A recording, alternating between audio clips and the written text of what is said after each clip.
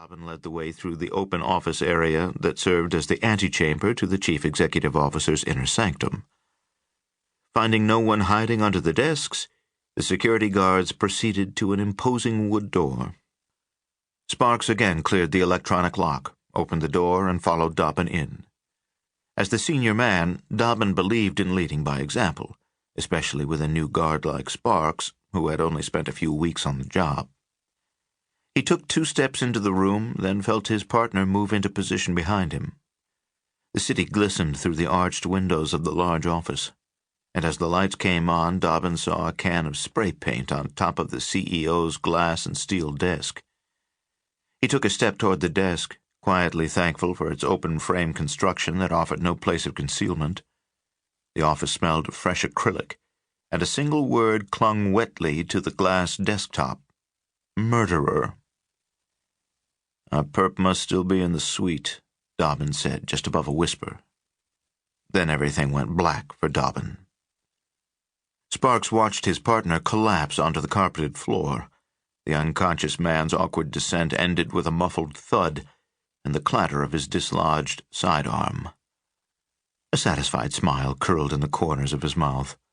His time playing the role of Charlie Sparks was over, and Byron Palmer's real work could now begin.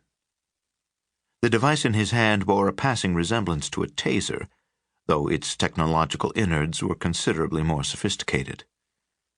A fan of Star Trek from his youth, Palmer called his invention a disruptor because it did exactly that to the low-voltage current that powers the human body. It was much like flipping a switch, and depending on the intensity, the effect could be temporary or permanent.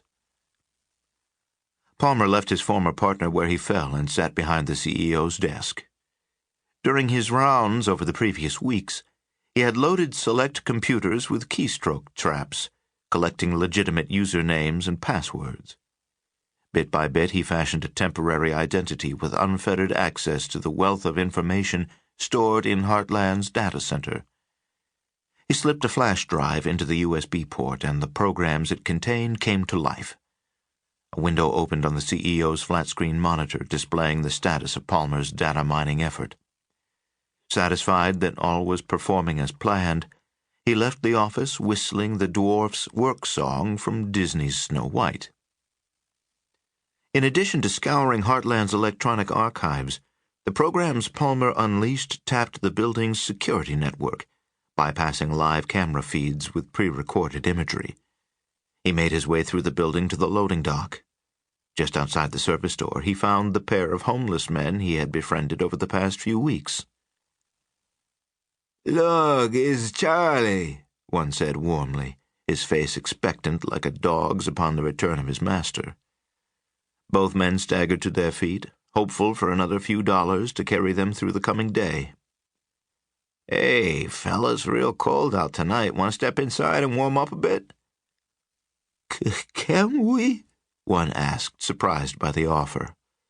"Sure, I'll kick on the dock heaters." Palmer led the 2 men through the open door. Once inside, he quickly stunned both with the disruptor. He then stripped the men and dressed the one closest to his height and build in an identical guard uniform. The other wino he clad in activist chic, used jeans, a hooded sweatshirt, and a careworn army field jacket.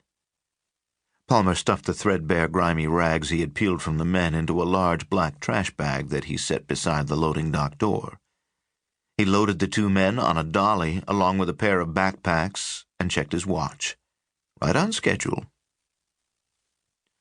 Once on the 6th floor, Palmer set the stage. He laid the fake guard on the floor outside the CEO's office door, where Palmer had stood when he incapacitated Dobbin. He dragged the faux activist into the office, setting him against a credenza between 2 of the arched windows, and placed both backpacks on top of the desk. From one, he removed a pair of jeans and other layers appropriate for this time of year in the city. He quickly changed clothes and stuffed his uniform into the empty backpack.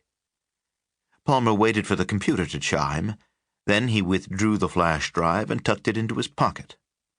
He saw the fading remnants of the programs erase themselves and knew that all traces of their actions would disappear from the internal network.